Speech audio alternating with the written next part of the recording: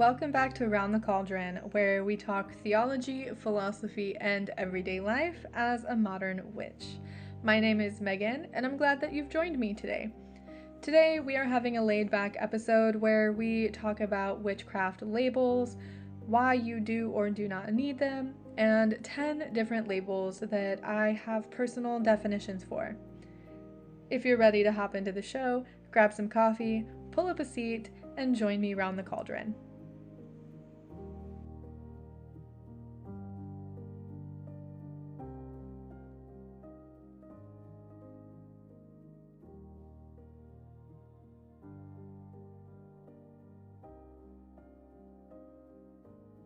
Today, I wanted to talk about different types of witches, and this topic was voted on through Patreon. Patrons over on Patreon get a chance to vote on the topics that they want me to talk about or things that they are interested in hearing about. So today's topic is which witch is which?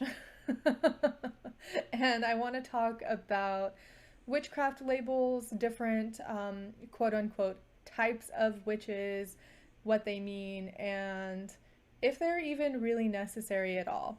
I have my notes here and we can just go. So I do want to talk about a few different questions, I guess you could say, in terms of labels within witchcraft. The first thing is, what is the purpose? What is the purpose of having a witchcraft label? And I guess I can back up and say what a witchcraft label is. I myself don't give myself a label as far as green witch or kitchen witch or hedge witch or anything like that. I don't have one sort of specialty, I guess, within witchcraft. I don't have one thing that I just gravitate to all the time. I sort of have my hand in all of the different pots. So a label within witchcraft, in terms of what I'm talking about today, is labels like green witch and hedge witch and sea witch, and there are a million different labels out there. Today I wanted to talk about 10 of the different labels. So the purpose of labeling your witchcraft, and I want to make that part very clear. You label your own witchcraft. I'm not going to give you a label of what your witchcraft is. That is not my place. It is no one else's place. You label your own witchcraft. And the purpose of giving yourself a label within witchcraft is to sort of find your people, I guess. Your community, the people who are like-minded, who practice and have the same interests and specialties as you do. So for example, if you label yourself a kitchen witch, you would go join all of the other kitchen witches in your community, and you would have things to talk about that everyone is interested in because you share a common ground within kitchen witchcraft. That is the whole purpose, I think, of labeling witchcraft, is to find a spot where you fit comfortably within the community, and it gives you a sort of specialty, something that you are really good at or something that you're really interested in. To, I keep wanting to say niche down, find your niche, but that doesn't sound right in this situation. It's just about your own personal practice.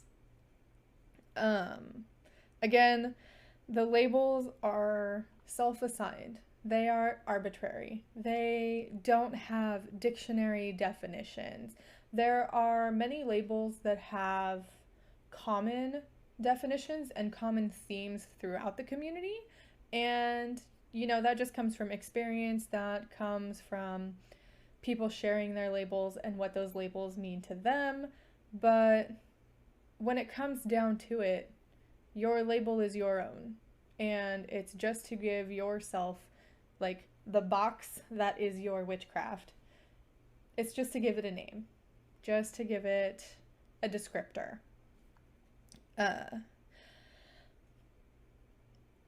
I want to mention before we go into talking about these different labels that I have in my notes that the labels that I'm going to talk about are based on my own experiences, based on my own definitions of these labels and how I feel in terms of their name and what they mean to me. So, my label for Green Witch might be different than your label of Green Witch.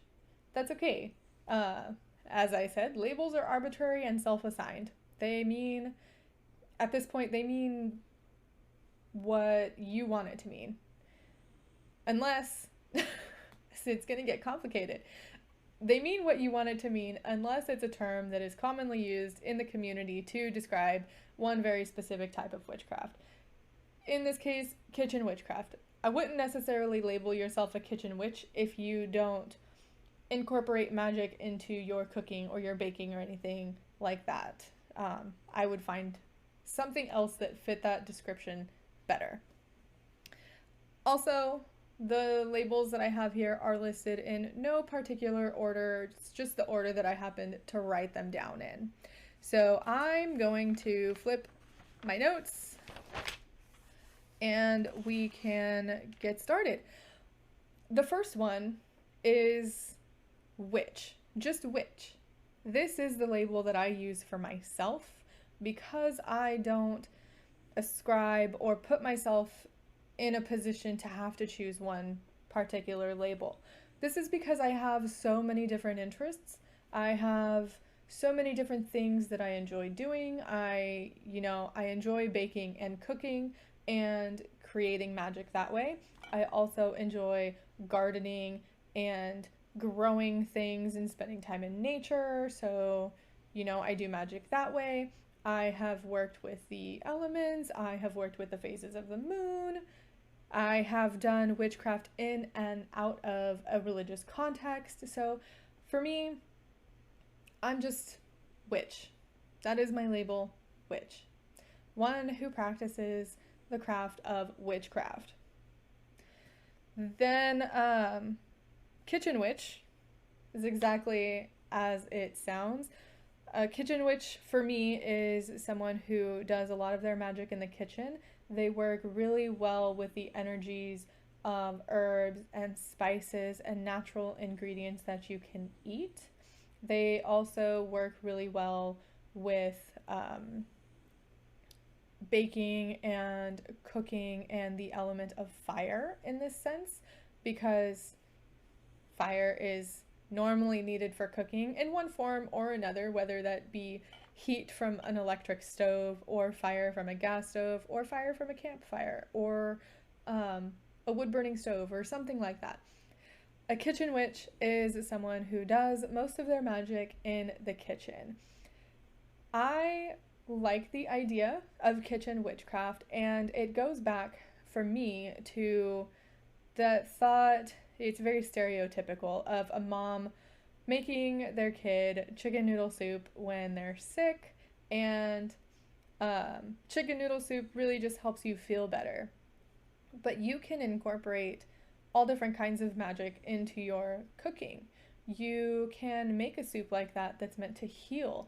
And the way that I understand kitchen witchcraft is magic is in every step of the process. So, say you're making a stew, and the purpose behind the stew is to help heal the people that eat it, right? Maybe they're sick. So, you take a carrot and you rinse the carrot under cold running water, and that is symbolic of you rinsing away their sickness.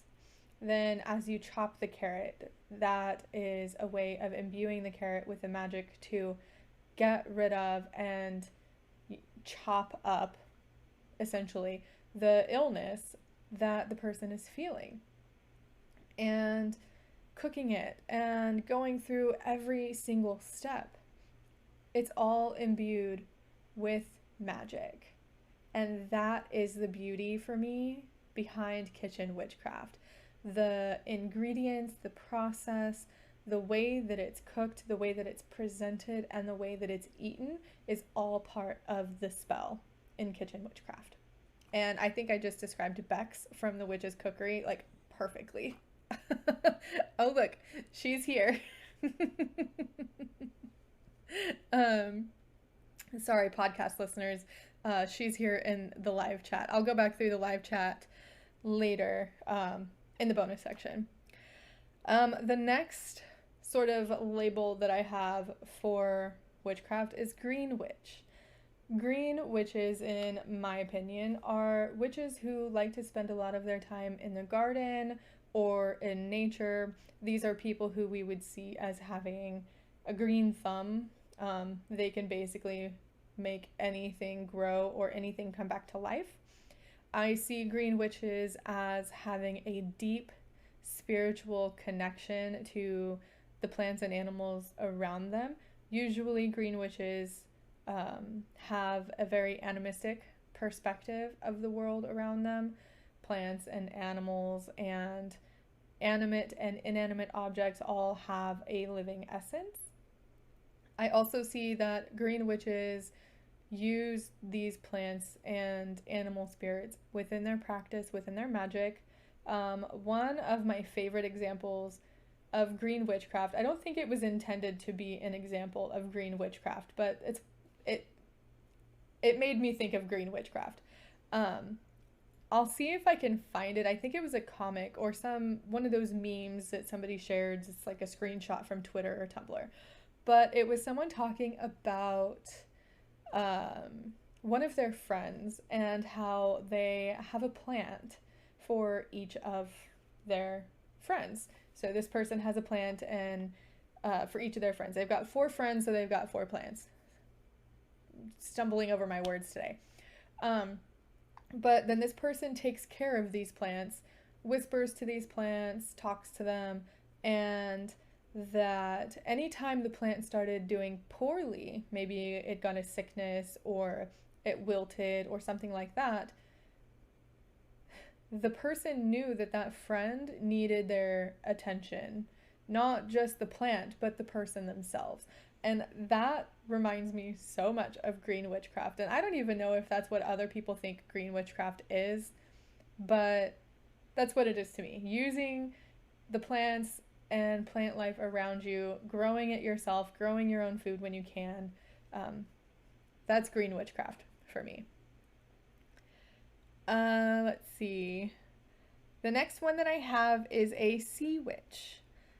I don't have much experience with sea witchcraft. Now that I'm in Florida, I probably will have more experience eventually. But I grew up in California. I was several hours away from the beach, so I wasn't able to go to the sea a lot. But a sea witch is someone who works with the energy of the ocean, and I think also subsequently they are heavily tied to the moon, the phases of the moon, because of the moon's association and physical ties with the ocean itself. I think that sea witches really are at home when they're close to the water, and I would imagine that it would be very difficult to be a landlocked sea witch. Ooh, that would be kind of hard for me. A sea witch sees the ocean as cleansing, as powerful, as playful. I would imagine that a sea witch sees the ocean like the ocean in Moana. If you've never seen Moana, I definitely recommend that movie. It is a Disney movie, but it's adorable. In Moana, the ocean is playful, the ocean is powerful and helpful, the ocean is sentient, and I really get a lot of sea witch vibes when thinking about how the ocean is portrayed in Moana. The next one that I have listed here is a hedge witch. Now, hedge witch is something that I came across many, many years ago. And the term confused me at first because when I think of a hedge, I think of those tall bushes, the ones that sort of separate yards or boundaries or something like that. I think of like a hedge. But in witchcraft and the occult, a hedge witch is a witch that works in liminal spaces. So they work within the boundary between the here and the other side.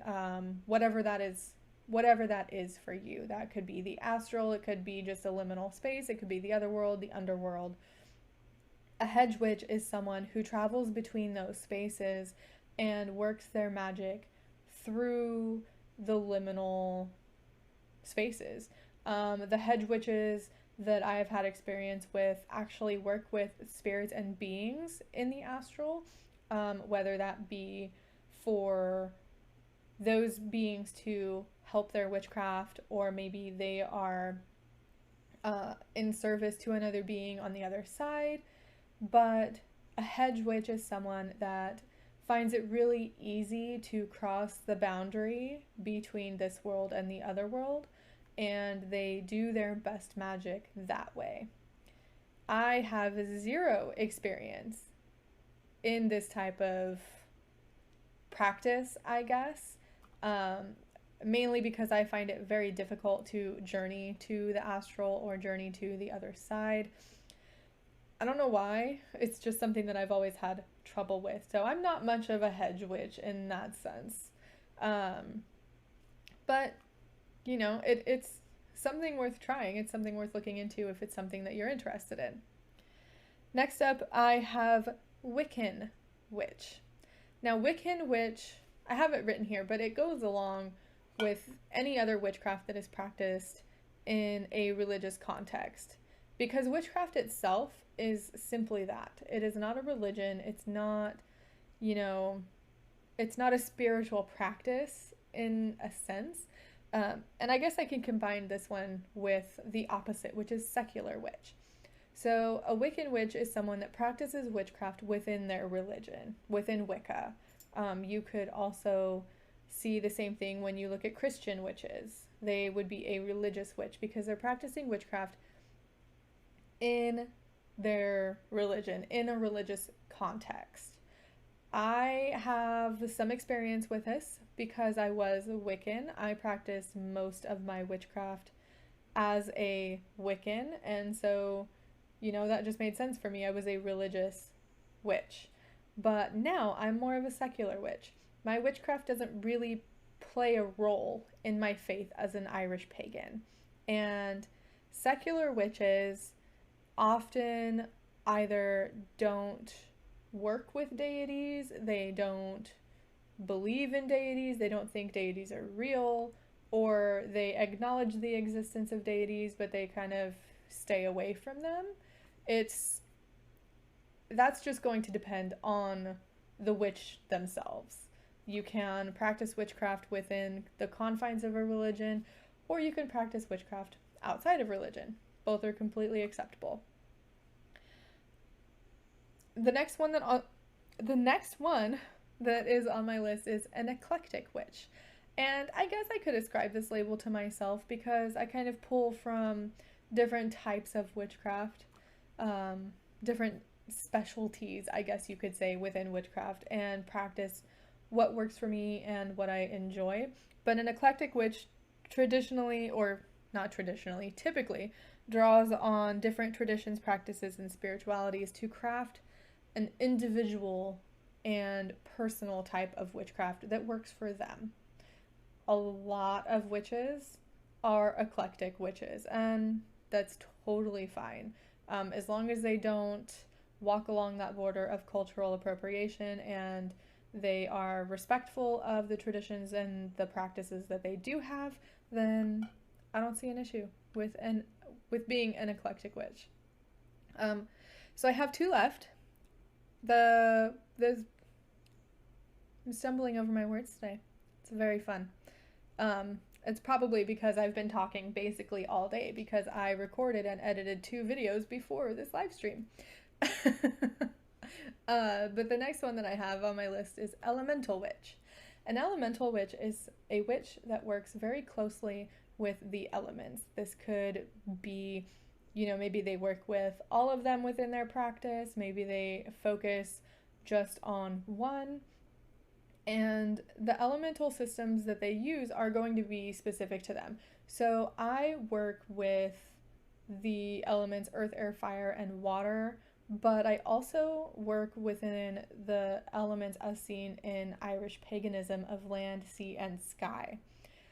So that's going to really depend on the witch. But an elemental witch is one who uses the elements that they have at their disposal basically for all of their magic, all of their spell work. They can use fire to burn their spells, to scry. They can use water to cleanse.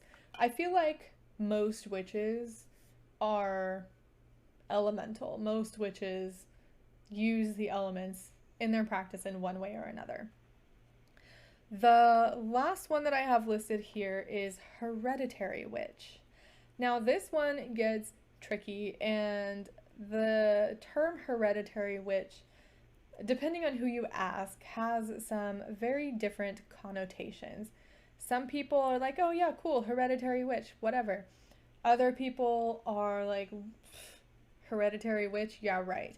And this comes from, I think, the idea that when witchcraft in like the 50s and the 60s, when it was becoming really popular and people were trying to join covens and things like that, you had to have a line. You had to have a hereditary tie to the coven or to someone in the coven in order to join the coven. So I think the term hereditary witch has a bad reputation at this point, but for me, a hereditary witch is just someone who was raised as a witch, raised in these practices, raised with knowledge of the occult and knowledge of magic and spells and animism and all of the fantastic stuff that we know to be true as witches. I don't particularly look down on anyone that calls themselves a hereditary witch. I might check the context of them calling themselves a hereditary witch just because of the connotation and the experiences that the witchcraft community has had with that term over the last 50 plus years. But a hereditary witch is just someone that was born into it and taught witchcraft from a young age, typically from family or close friends. So those are the 10 types of witches that I wanted to talk about today. They were witch, kitchen witch, green witch, sea witch, hedge witch, religious witch, wish witch, religious witch, oh my goodness, secular witch, eclectic, elemental, and hereditary.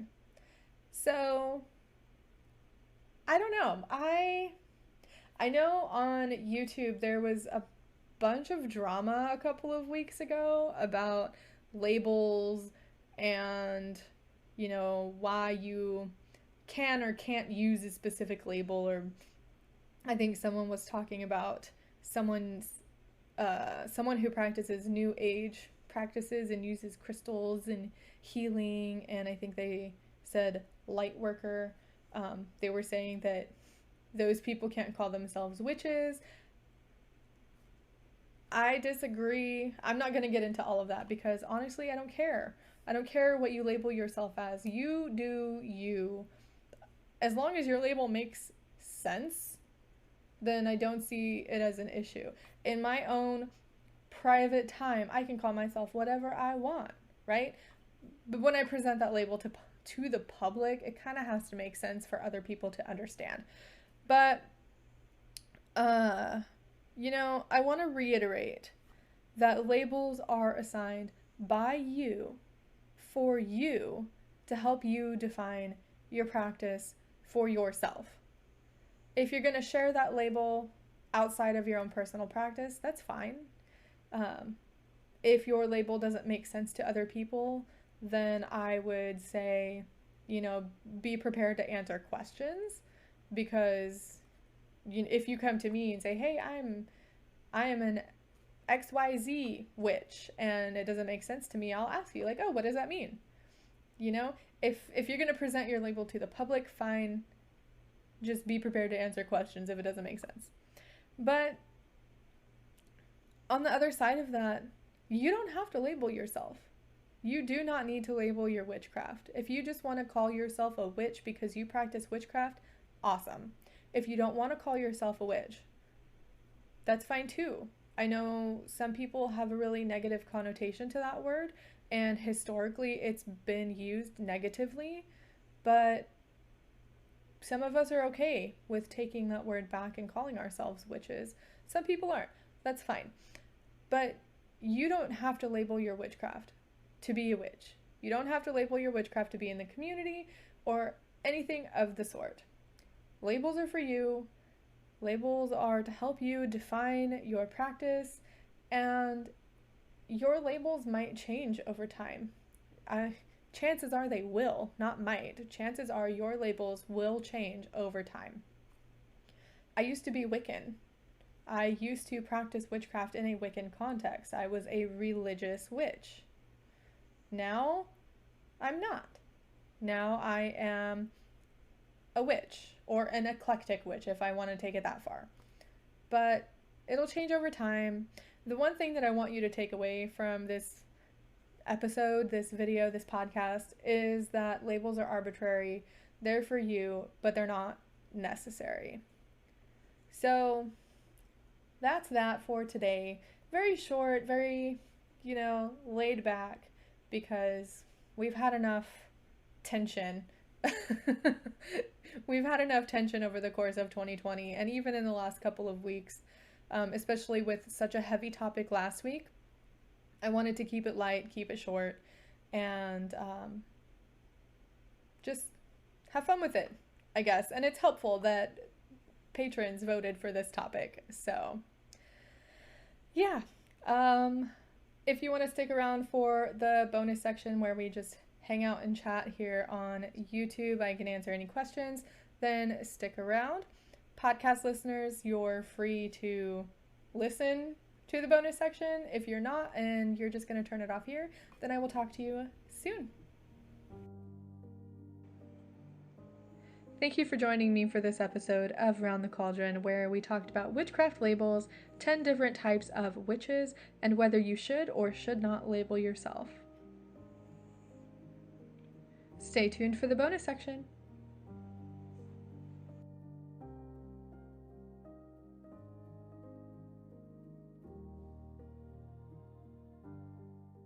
All right, I am going to pop through the live chat.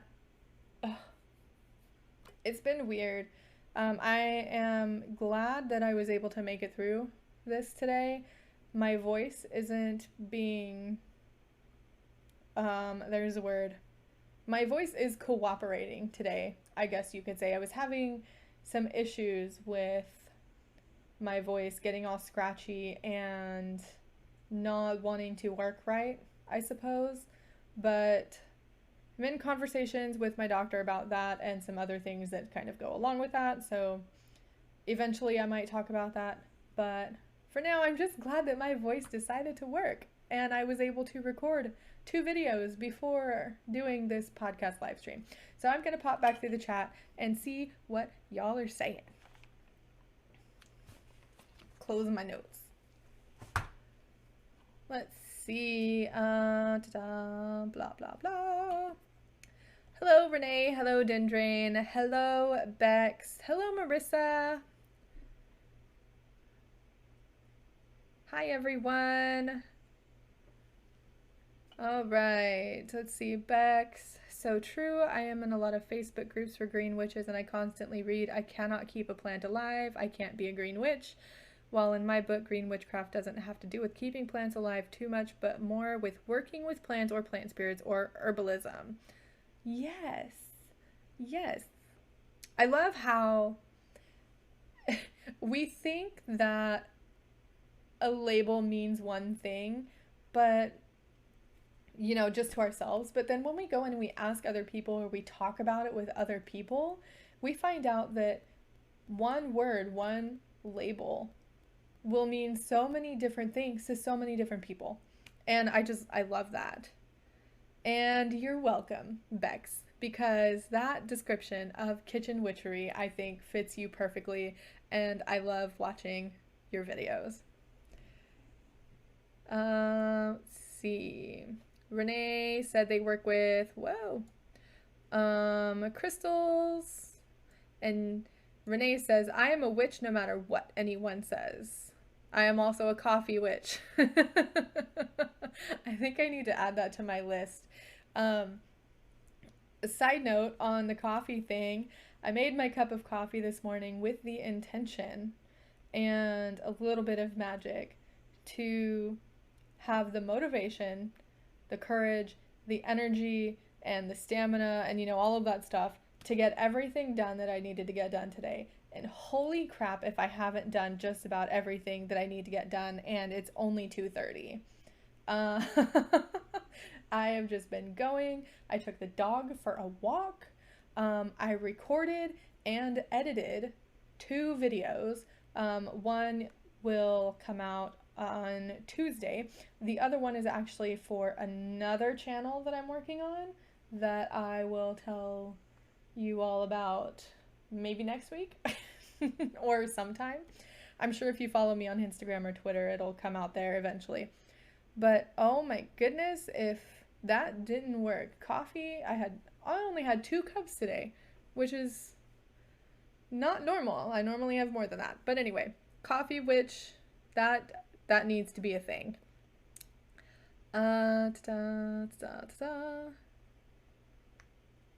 Right, Marissa also says, totally agree, you do you, label or no label, whatever works best for that person and why they want it is up to them.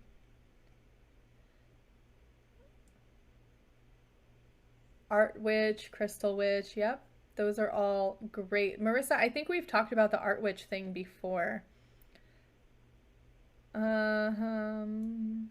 Renee says, Ricola for my voice. Okay, so I don't know. I might talk about this on Patreon a little more just because it's not out there for everyone to see or hear, and it's a little more private, I guess. I think maybe I'll discuss that a little bit later on Patreon. Bex says they love art witchcraft. Don't want to advertise for other channels here, but I just have to say that the Witchling does awesome YouTube content for art witchery, even though her channel is super new. Awesome. Yeah, feel free. Okay, so I don't want anybody to ever feel like they can't mention their channel or mention another channel in my chat. As long as you don't spam the chat and you are actually contributing to the conversation, I am totally okay with that. Like, that's a completely relevant comment, and I will definitely check out the Witchling on YouTube. And if anyone else is interested in art witchcraft, Bex at The Witch's Cookery on YouTube recommends the Witchling on YouTube. Maybe I'll find a link. I will find the link, and I'll put it in the description and in the show notes. Let's see.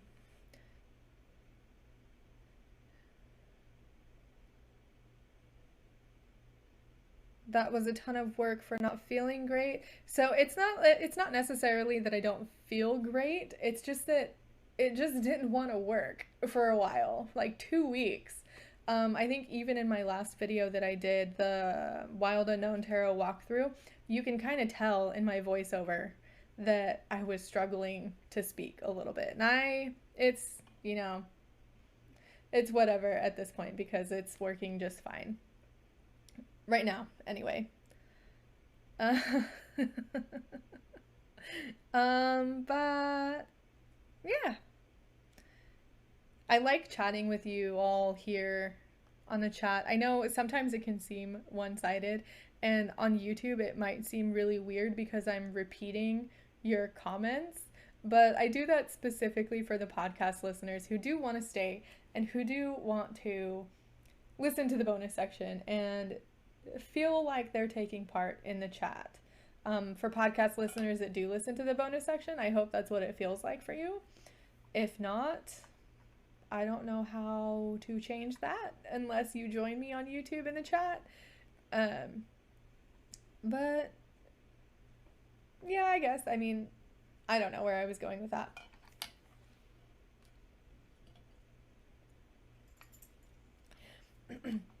I think I eventually want to use the bonus section too to get kind of personal and have like one-on-one, well, not one-on-one conversations, but to share more of the life behind the witchcraft. So I guess I can start this one by saying we're not sure how much we like Florida. I mean, I don't really have much of an issue with it, but my boyfriend's not liking all of the rain, especially at this point since he's having to work in it. He works outside all day long. I am trying to get him to wear sunscreen because he just is tanning so much and getting sunburned. And he came home from work the other day soaking wet because it rained all day long and he hates it. And so we've actually kind of been entertaining the idea of getting an RV and becoming full-time RVers. But we're in this lease here in Florida for at least a year, so until June of 2021. We have all the time to figure it out, but it's something that we've been entertaining the idea of. And I know Rose and I have discussed it, so that's the Wiccan Homestead. And oh my gosh, I totally forgot to do my patron shout out this week. Oh, I feel super terrible. I'll do it here. So shout out to my patrons over on Patreon. I can't believe I forgot. Jess, Rose, Renee, Holly, Blue, Hillary, Lee, Leela, Angie, and Bonnie. I think that's everyone. I still can't believe I forgot to do that. Anyways, yeah, that's just an idea that we've been entertaining. The logistics of it will be interesting to figure out if that's the route that we decide to go. Also, the income situation will be interesting to figure out, but, you know, it'll be interesting. I keep saying interesting, but whatever. Hello, Israel? I don't know if I'm saying that right. If I'm not, I apologize. But you said you go back and forth between the podcast and YouTube, and you appreciate me repeating the comments. That's really good to hear. Sometimes I feel really weird repeating the comments because I know for people on YouTube, like, it's just extra information. It's just a repeat. But I want this to be accessible for everyone. So that's why I do it. Please do. I would love to follow your adventures with RVing. I'll have to let you know. I will definitely keep you all updated about any RV adventures if that ever happens. RVs are not cheap and gas is not cheap and we would still have bills to pay, and I would have to figure out how to make sure that we would have adequate income every month for that. I know it's possible. I know it can be done. I just have to figure it out for myself. I can also let you know that you all should follow me on Instagram if you're interested in getting snippets and sneak peeks of the book that I'm writing. I know I've shared a couple of little previews of the book that I'm writing on Discord, but I am writing a book on shadow work from a spiritual and religious perspective and why it can be helpful, how to do it, and it's going to include journal prompts and guided meditations. So I'm hoping to have this book out in time for the new year. I'm hoping for January. I will probably publish it myself, either through my own website or also through Amazon, where people can get a paperback if they want one. It'll probably be available on many platforms. I haven't figured that part out yet because I haven't finished writing the dang thing.